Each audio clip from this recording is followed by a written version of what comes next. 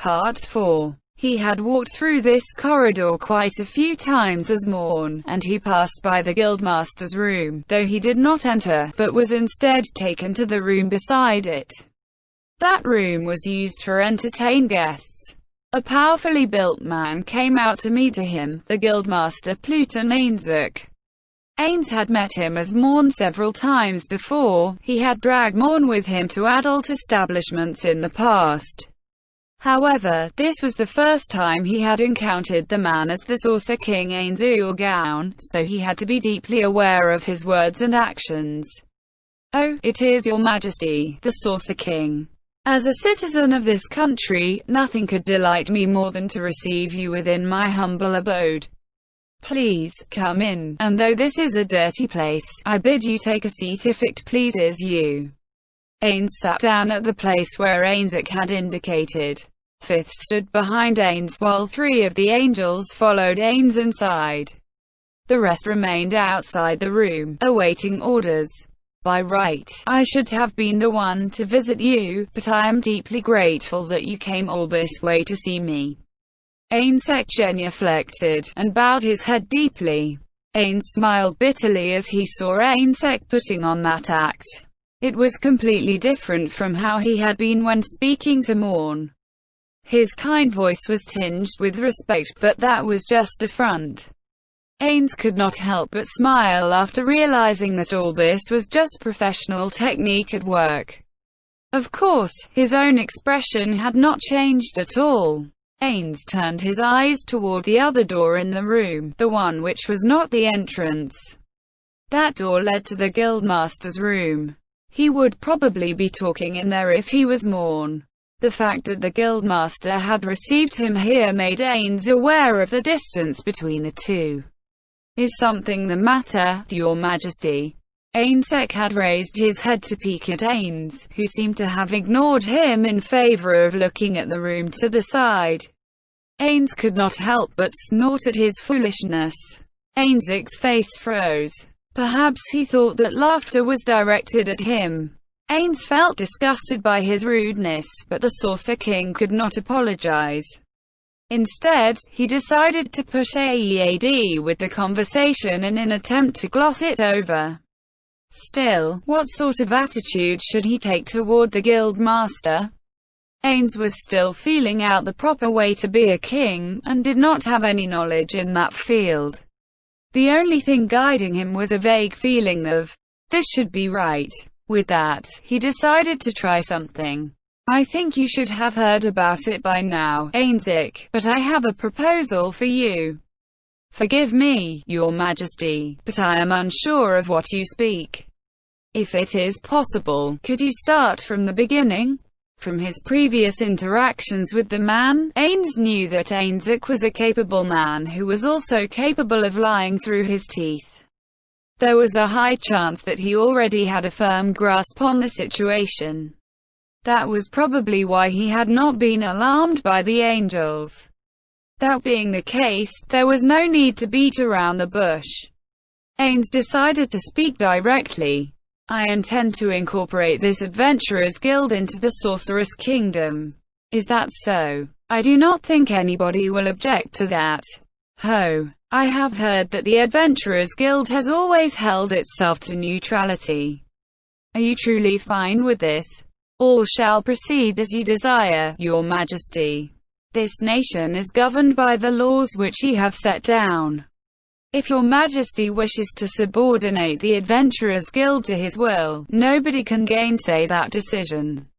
Ainz snorted again. That reaction seemed to get a rise out of Ainzek. Ainz sensed that he had gotten to the Guildmaster from the deep look in his eyes. "Indeed, it shall proceed as I desire. However, do you truly intend to go along with it? Or perhaps you intend to warn off the adventurers and send them to the Empire and the Kingdom before turning over an empty shell of a guild to me?" Ainzek looked intently at Ainz, and then he rounded his shoulders, as though to say, "So that's as far as I go, huh? As expected of your majesty. To think you would not only claim and rule this city, but even see through my innermost thoughts. Did you read my mind with magic? No, I did not use magic. It was nothing more than experience. Because you have lived a long time, I take it. My, what a fearsome lord you are. Then, what is to become of me? Nothing will happen to you. I will not thank you for that, you know. I do not need your thanks. More than that, I want your opinions. I have heard that adventurers exist to defend the people. Thus, they do not wish to be used in wars between humans and have maintained a degree of independence from any nation. Is this true? It is as you say, Your Majesty. In truth, when Your Majesty laid claim to this town, we had no intention of offering any resistance. And yet the man called Morn stood before me. Ainzik grunted. Oh, well, there was no point giving himself a hard time. Ains decided to continue speaking, and of course, he had to help cover for Morn. I won't pursue that matter. After all, we are working together, in a sense. Indeed, that cooperation is one of the reasons I can peacefully rule this place. Ainzik seemed to be on the verge of saying something, but Ains ignored him and pressed on. This was the real meat of the issue. He had to bring Ainzik over to his side, and make him want to aid the Sorceress Kingdom out of his own volition. After recalling the various gripes and complaints he had heard during his time as Morn, Ains said, "Then, I have a question after hearing your words. You were quite certain that adventurers exist to defend the people. However, who exactly are these people? May I know what you mean by that?" There was a baffled look on Ainzik's face. In other words, does the word people encompass all humanoids, or just human beings? Are elves, half-elves and other species that live in harmony with humanity covered by that word? Well, about that, yes, they are included. How strange, then. I seem to recall that elves are slaves in the Empire, are they not? That being the case, can you really say that you are protecting them? Are they not slaves because they ran afoul of the Empire's laws? Ainzik lowered his head. Then, he looked up to face Ains again. I am but the master of the kingdom's Adventurers Guild. Thus, I do not know what the Empire's Guild has in mind. So you're just trying to weasel out of it with wordplay, then? Ainzik's eyes went wide, and there was clear anger there. Your Majesty, such mockery. Mockery? Is this not the truth? I shall ask you again. Are you not trying to get yourself off the hook by being ambiguous? Ainzik lowered his eyes. It is as you say. You say that you will defend elves and half-elves, but you have not done that at all. Why is that? Ainzik gave his explanation, beginning from the position that he was unclear about the intentions of the Adventurers Guild in the Empire. Though we are an Adventurers Guild, we cannot fully escape the bonds of countries. While the Adventurers Guild proudly declares itself to be above their rule, we remain obedient to the laws of the nations. We are an armed organization. It would be very dangerous if a group with our strength was to turn that power against the nation. I believe the Empire's Guild thinks along the same lines. That is what I meant. Since you're bound by a country's laws, then there should be no problem with being incorporated into that country. That being the case, why do you dislike that? Both the Empire and the Kingdom covet our strength. After all, only adventurers like ourselves can fight on an even footing with powerful monsters. Because of that, nobody has made any difficult requests of us until now. However, that point is moot where Your Majesty is concerned. If we are made subordinate to you, there is a chance that our strength may be directed against the people.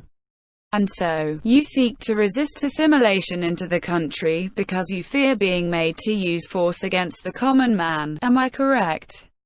It is as Your Majesty says. We do not wish to be made to suppress people or to fight in wars. It would make us accessories to many deaths. Ains could not help but laugh at this. Well, I knew that already. But of course, he could not actually say that. Then sit. I shall now explain what I intend for you in the future. Ainz had to tell him to sit again before Ainzik finally complied, taking a seat out of fear. Then, Ainz began his explanation. I am considering the possibility of having adventurers take on other, more meaningful types of work. I want adventurers to discover the unknown and explore this world. Ainz felt Ainzik looking directly at him for the first time. For instance, there is a patch of wilderness to the south between the Theocracy and the Holy Kingdom. But do you know the details of the terrain and what manner of monsters live there? No, because there are many demi-human settlements there. The Adventurers Guild of the Kingdom has sent people there, but none have returned in one piece. Therefore, we know next to nothing about it. Then, there is a mountain range to the southwest which serves as a natural barrier between yourselves and the Theocracy. What do you know of that place? No, we do not have any detailed information about that region. Are you not ashamed of that ignorance? No, perhaps it may seem unavoidable from the point of view of an adventurer. After all, you are an organization that protects the people, so there is no need to know about places which do not contain any people. Although, there is a chance that life-saving herbs might grow in such regions. Ainzik's mouth tightened into a straight line at that provocation. Once I take the Adventurers Guild under my banner, I plan to fill in all the blank spaces on the map. Would it not be better to hand that task to the people close to your majesty? Don't be foolish. I heard that you used to be an adventurer, Ainzik, so let me ask you again. When you think about the word adventurer, really ponder it, do you think you exist merely to fight monsters? Before I learned more about adventurers, I thought that they were beings who turned the unknown into the known. Ainzik bit his lip so hard that it seemed as though he was trying to draw blood. We must protect the people. There is no need for that. In this sorceress kingdom, I will protect the people as their ruler. Given the sharp drop in request, you should be able to understand the truth of my words, am I wrong? Ainzik answered in the affirmative, in a pained voice that sounded more like a groan. Then what will you do next? Will you move to the kingdom or the empire to protect the people? That sounds a lot like what a specialized monster-hunting mercenary would do. Ainz paused here. The next step would be persuasion. He had to devote the full capacity of his mind to what he said next. Earlier, you said, my subordinates should do it. From a certain point of view, that would be a good solution. It is true that my subordinates excel at slaying the enemy. However, many of them raise serious doubts in my mind about whether or not they can build good relationships with the beings they meet in this unknown world. It is a great mark of shame for me. Therefore, I wish to leave this task to you adventurers. While he was quite interested in the silent Ainzik's reaction, his presentation was not yet finished. Well, since I plan to have them do such a dangerous job, I will naturally give them my full support. Do you not think it is necessary for me to assimilate the Adventurers Guild for that? All you have to do is hire us. I see. So you are quite confident in your strength. I do not dislike that courage. What do you mean, Your Majesty? Discovering the unknown includes the possibility of making unfortunate encounters with other civilizations. If that happened, do you not think the Sorceress Kingdom would disavow you? In addition, the Adventurers Guild would then be solely responsible for dealing with any problems which arose, am I wrong? Since you claim to be an independent organization, do you not think that is to be expected? After all, any contracts I make with you will not incur any loss to the Sorceress Kingdom.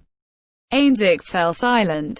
That is what it means to act independently, free from any nation's control, is that not the case? And if a situation escalates to an international level, you would thus have to deal with it yourself. Is what I am saying so laughable? Certainly not, Your Majesty. Ainzik nodded deeply, to show that he understood. Every word you have spoken is correct.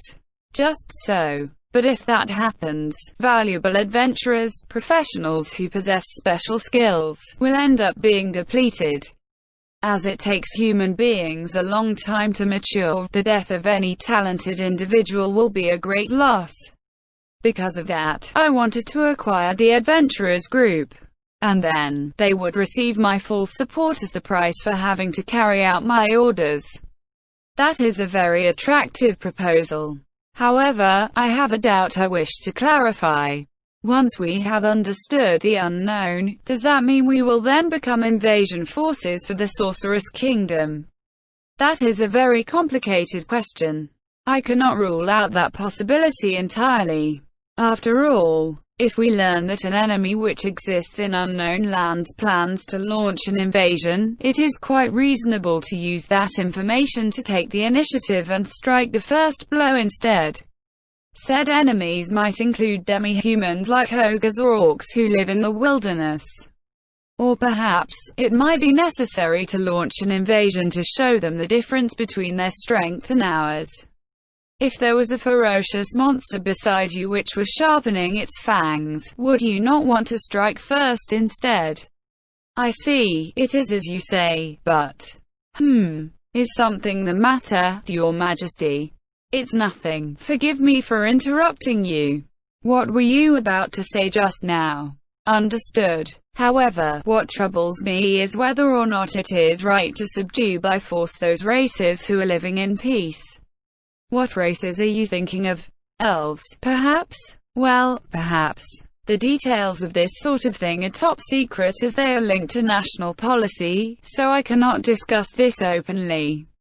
If invasion and conquest would be advantageous to the Sorceress Kingdom, we might end up doing so, or if they would only beget disadvantages, we would avoid such acts. This is quite common among countries, am I correct? However, if it comes to the simple matter of invasions, I can plainly state that I have adequate military forces at my disposal. I do not expect adventurers to collect information on enemy nations, nor do I need them to scout routes for me. As I said earlier, I simply desire them to explore the unknown and discover all sorts of things. I give you my word on this. However, right after saying that, Ains asked Ainzik, "Still, it does seem you treat races differently depending on how attractive they are. Why did you not say that line about whether or not it is right to subdue by force those races who are living in peace, when the topic of invading orcs and ogres came up? That's because they're demi-humans." Ha. I see. So that is what you think. I understand. So, what is your answer? Ainzik seemed to want to say something, but he immediately shook his head. That was probably to change his mind. Must I answer that question immediately, Your Majesty? Certainly, I would like you to answer right away. However, this matter is of weighty importance, and you must prepare for it by discussing it with others. The fact it takes time cannot be helped.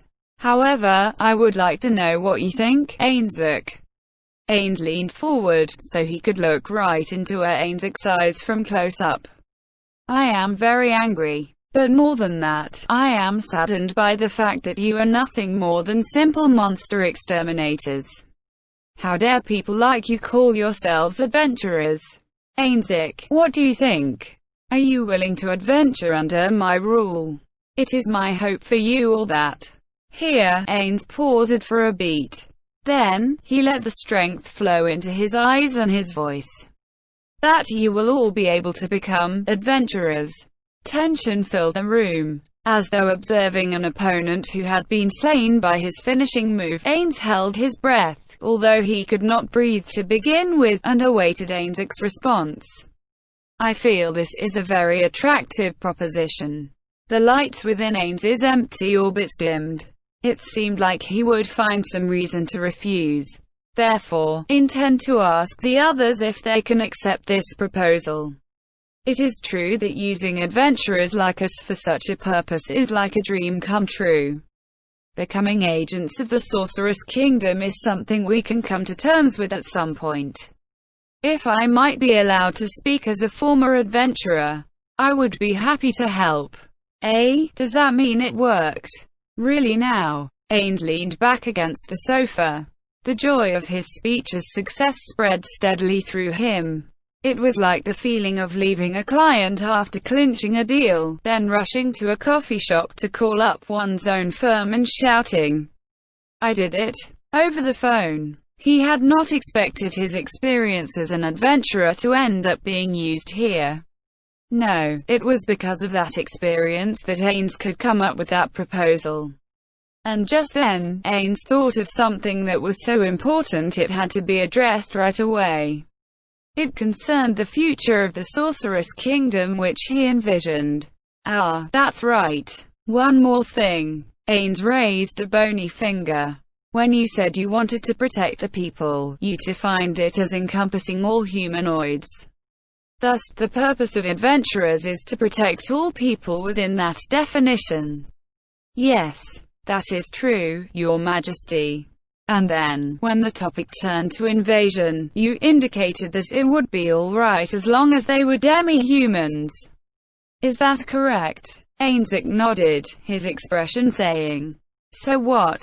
The Sorceress Kingdom will accept all races as its subjects. That is to say, not just humanoids, but demi-humans and heteromorphs. Therefore, if the philosophy of adventurers is to protect the people, then you must defend demi-humans and heteromorphs as well." Ainsic's eyes went wide. "What are you saying? What's wrong? I do not understand why you are so agitated. In my country, there is no difference between humans, demi-humans, or heteromorphic beings. If they acknowledge me as their king, then they shall be my subjects. This is too ridiculous. This is impossible, Your Majesty." "Is that so? I have heard of a country to the north of the kingdom called the Republic. Are there not many races which coexist there?" "Indeed, I have heard of such a country." "No. Do you intend to have us coexist with those races which see humans as little more than food?" "I see, it is as you say. The Sorceress Kingdom will not permit its subjects to eat fellow subjects. I will make that a matter of the law. That should be enough, right? However, I will not stop them if they seek to prey upon those who are not my subjects. After all, I am not the sort who will interfere with my people's ding habits. No, seeing the members of one's race being butchered and sold for meat is damaging to the mind. Perhaps that matter will require further debate." According to Lupus Regina, the villagers of Kugane lived in harmony with goblins and ogres. Thus, there was no reason for that to be impossible for this city. That said, the sheer number of people involved would complicate the matter. What exactly do you intend to do? You certainly do ask a lot of surprising questions. Why not ask why all of you, as fellow living creatures, cannot be united? As one of the undead, I find that point quite difficult to understand. To me, there is no difference between humans and goblins. All races will be equal under my rule. Of course, I shall be above you as your absolute ruler, as will the subordinates under me." Ainsic's breathing seemed to shift through a variety of speeds, before calming down in the end. "So you will take goblins under your banner, make them into your citizens? Did you not hear what I said before? I said I would take orcs and ogres as my subjects as well, no? Forgive me. I did hear that, but I believed that they would be your slaves." That answer certainly suits a race which would take elves as slaves.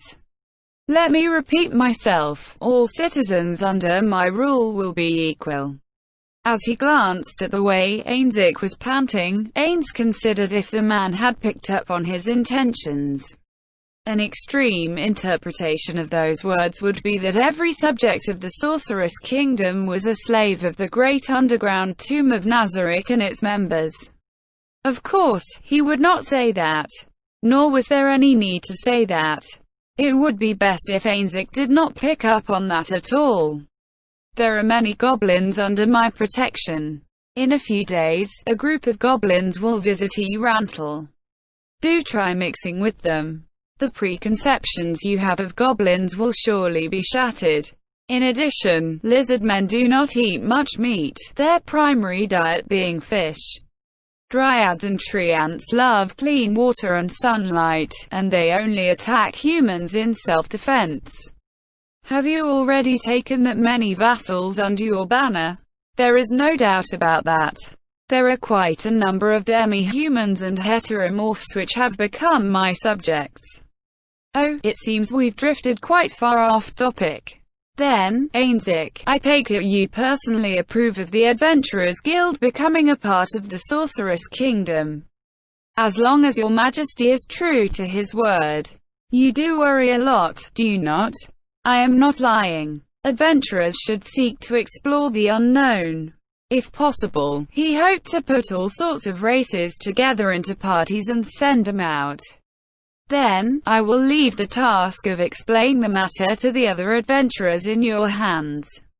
If any adventurers do not approve of becoming public servants, then I will have no qualms about letting them leave.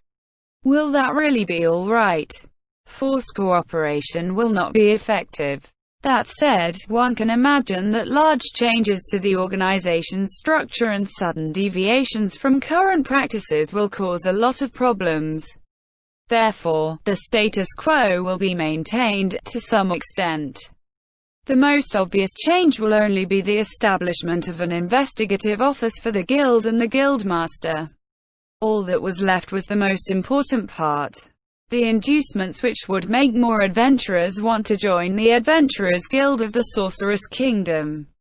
The support which the Sorceress Kingdom offers will primarily include the establishment of a training facility. It would be a terrible loss to blaze a trail into distant lands, only to be slain by unknown monsters. Therefore, a more practical training method than the current model, that of live combat against monsters, will be required. Considering that adventurers need to get used to team combat, it might be a good idea to build a labyrinth for them to delve into. And the part of the monsters would be filled by Nazarik's pop undead. I feel that this is a very good idea. Only, it would surely be a sizable undertaking. Since the staff would be composed of the undead, who did not require salaries, the operating costs would not be too high. However, there was no need to be completely open with the information. One ought to sell favors without hesitation when the need arose. Indeed, this would require a sizable initial investment. However, that is within the allowable limit for necessary expenses. After all, adventurers are a valuable human resource for the Sorceress Kingdom. I am deeply grateful, Your Majesty. No need to stand on ceremony. Then, how about it? Do you not think the adventurers would be attracted by this? Indeed, the labyrinth would be quite attractive to low-level adventurers.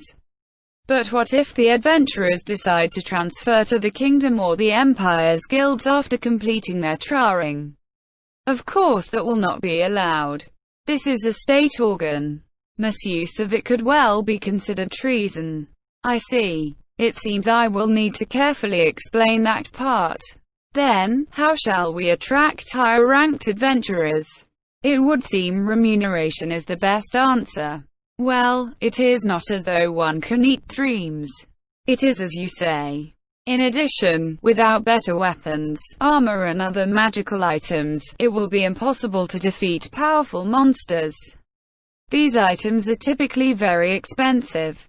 There is that. Mass production could lower the price of such equipment. However, powerful adventurers were very rare. Thus their gear was custom-made, which naturally drove their prices up. In addition, people who could make such items were very rare, which only contributed to the price. He had to think of a way to deal with the problems which followed that as well. In addition, I would like to let more adventurers, those of the kingdom and the empire, know of this place. Do you have any ideas? The Adventurers Guild which your majesty intends to establish is an unimaginably desirable thing, compared to the Adventurers Guilds of the kingdom and the empire. Once the news gets out, the guilds of the various nations might try some means to interfere with it in order to keep their adventurers from being drawn away. After all, each country counts adventurers as their trump cards, and they would not be pleased to see their adventurers go to another country. Indeed, that is correct. What do you think would be a good solution to this? It is difficult for me to answer promptly. Might I be allowed a bit of time? Come to think of it, that is true. I too must plot a course for the future. The fact was, this lofty goal was a bit too much for Ains to handle by himself. He had to calm down, think about things, and discuss it with someone else. Ains rose to his feet. Then, we'll leave. Ains quickly shut his mouth before he could say something rude. That was not how a king should speak. We will leave matters at this for today. I shall see you again. Ainsec hurriedly rose to his feet and lowered his head. Understood, Your Majesty. Without looking back, Ains left the room through the door Fifth had opened. Although he wanted to sigh, he was still in the guild. Doing so right now would be premature. Ains led the cherubim out of the Adventurers Guild. After walking a little further on, he allowed himself to sigh quietly. I'm beat. While Ainsul Gaon could not possibly say that he was tired, Suzuki Satoru was practically crying for a rest for his overheated brain. Before I talk to Albedo about absorbing the Adventurers Guild, I should take a brief rest. I also need to find some way to convince Albedo about the merits of this plan. There's so many things to do now. Ains strode forth in silence. He did not use teleportation magic. Instead he prayed that he would stumble on a good idea before he reached home. The door to the adjacent room, Ains's office, opened, and a new guest entered. The man with an excessively skinny body, to the point where some might even consider him anorexic, was Ains's old friend, the head of Rantal's Magicians Guild, Theo Raksha. Plutons, that was quite a surprise. I didn't expect the Saucer King to come calling in the middle of our discussions. Did he notice something? I'm not so sure about that. This morning, Ainsec had gone through the daily routine of meeting Raksha early on to exchange information. Ever since the city had fallen under the sway of the Saucer King, they only met in the morning. The reason for that was because they believed that most undead did not like the sun. Still, after seeing the undead army patrol the streets, they knew that it was little more than a way to put their minds at ease. Their meetings were essentially undertaken for the purpose of swapping news, with no consideration to the future movements of the Adventurers Guild and the Magicians Guild. Or rather, ever since the founding of the Sorceress Kingdom, everyone who could flee had already left for the Empire and the Kingdom. The Magicians Guild had also transferred all their magic items out of the city, with only a few members staying behind. In other words, the Magicians Guild of this city was effectively disbanded. However, there was still much that needed to be discussed in the field of information analysis. Although adventurers were not particularly bound to countries, could they still carry on as they had before, from within the Sorceress Kingdom? Would the Sorceress Kingdom send harriers after the former citizens of this land who were busy fleeing it? If they managed to successfully cross the border, would the Sorceress Kingdom demand the extradition of the refugees at a national level? What about magic casters? How could they handle this situation without sacrificing Morn, who was now a resident here? In addition, how should the Adventurers Guild treat Morn? The temples remained silent, sensing that the Saucer King was keeping a distance from them too. However, would this carry on in the future? Would they lead a resistance movement against him? Each of these questions was a challenging one, which taxed both their brains to the limit with nothing to show for their effort. However, it would be troublesome if they did nothing and simply let things unfold. The temples were particularly problematic in that respect. Could the temples really accept their mortal enemy, one of the undead, as their king? They held their peace for now, but that in turn frightened the people even more. In addition, there were the religious factions from the surrounding countries. If things went poorly, they might decide to unilaterally declare a holy war, with the temples within the Sorceress Kingdom serving as a fifth column. That situation had a chance of coming to pass. The reason why there was nobody here to represent the temples was because their stance on the matter was unclear. While it was easy enough to call them over, it would be bad if they ended up being drawn into something else instead. That said, neither of them thought the temples would actually be able to defeat the Sorcerer King. What made them uneasy was the massacre that would surely unfold after they tried. Even worse, they feared that this would result in Morn, the sword of the Sorcerer King, slaughtering them all. In addition, how would they heal the wounds in the hearts of the country's people after something like that happened? Just as their heads were aching from this chaotic mess of events, the Sorcerer King had arrived. However, His Majesty seems to have sensed your presence here. The best proof of that was the Sorcerer King's snort of laughter as he looked at the room next door. If it goes poorly, everything we've talked about might well have been leaked. What? That means exactly what you think. He also meant for you to hear his words. The acoustics of this room were tuned such that everything said here could be heard in the other.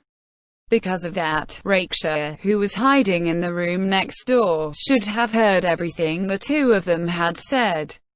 Do you think he could have been mistaken? No, that's impossible. To some extent, he should have sensed someone was there. However, His Majesty might have thought it was someone from the temples. At that time he had been more confused than shocked due to the suddenness of the situation. When he thought back to it, all he felt was regret for his actions. How he wanted to laugh at himself, who stowed his friend out of the way. He should have invited Rakeshire out, so the three of them could speak their minds. Granted, the Sorcerer King probably had not put all his cards on the table yet. However, he had stated his opinions to a mere citizen, with the regal bearing of a ruler. How had he performed, in contrast? As he watched Ainzik knit his brows, Rakeshire icily asked, "Then, what will you do next?" "No, I already know. After all, you used to call him the Sorcerer King, but now you refer to him respectfully. Don't you think someone might be listening in on our conversation? Don't you think that's the reason I'm telling you this now? Could it be that I was magically charmed? I'm not confident in completely ruling it out, but I don't think so. Charm magic is time-limited, and even if the Sorcerer King wanted to sustain it, he probably would not be able to. Then again, it might be possible for His Majesty. Come on, give me a break. That would be a real headache if it was true. After all, that's magic of the 8th tier and above, the realm of the divine." The two of them laughed briefly, and then Ainzik resumed his serious expression. "I believe helping His Majesty in this matter is a good idea. Even if that makes you all accomplices in invading other countries. Is it not natural for strong nations to subjugate weaker ones? So you know it will result in tragedy and have chosen to permit it? Things may not necessarily develop in that way. After all, ever since His Majesty took control of this country, who among us is worse off?" Rakeshire fell silent. The surprising thing was that nobody in this country could say they were in a worse situation than before. Aren't there adventurers who lost their jobs because of this? Well, you are right, but isn't it a little? Come on, lay off me already. That's true. I spoke without thinking. Still, given that this was such a rare opportunity, why didn't you ask the Saucer King what he thought about the temples? Give me a break. If His Majesty decided that they were a nuisance and decided to destroy them because of something I said, I'd have to live the rest of my life knowing I caused a great slaughter. How do you think I could live with myself if that happened? Do you think the Saucer King is someone who would do such a thing? No. In fact, I'd say it's the opposite. His Majesty is very rational, to the point where it's quite shocking. To the point where sometimes, I wonder if that undead face of his was actually made by magic. Yes, it feels just like when I talk to Morndono. Well, that would be a slight on Morndono. Ainzik smiled thinly as he saw his old friend with a displeased look on his face. Well, that's true. It's disrespectful to compare a hero of humanity to the undead Saucer King. However, when you consider that they're both beings of superhuman might, they do seem quite similar. If I had to describe it, yes, I can feel the same presence around them, one which only those extraordinary entities could radiate. I see. That does make sense when you put it that way. The two of them recalled the form of that great hero, Morn. Then, after that brief pause, Ainzik looked directly at Raksha. Raksha, if you do not wish to aid His Majesty, could I trouble you to not come here anymore? The reason for that hardly need to be said. After all, Ainzik's room might well be used to store data per time to the national administration of the Sorceress Kingdom. Allowing outsiders to traipse in and out of such a room was definitely not appropriate. In addition, the Saucer King's words, which had made such a great impact on Ainzik's heart, had also been spoken to his old friend. The new vision of adventurers of which he had spoken was a shing and glorious one. In the past there had been adventurers who had set foot upon unknown lands. However, most of them died far from their homes, or had broken down in the face of reality. Only a handful of people could actually do such a dangerous thing. But now, the Saucer King, a magic caster who wielded absolute power, was offering his full support to them. That opened up a whole new vista of possibilities to them. Contained within that was the possibility of becoming true adventurers. After a brief pause, Raksha finally spoke. I say, Ainzik, you do know that the Magicians Guild in this city is practically disbanded, right? Ah, so it is. Then, please allow me to support you with all my strength, as your former comrade. After all this is over, why not let us go explore the unknown as well? Ha, Ainzik chuckled. Think of our age, though. Who are we really going for it? Why not? Although, you'll have to speak to His Majesty then, and convince him not to put an age restriction on the Adventurers Guild. ... And so the two of them filled the room with their cheerful laughter. End chapter.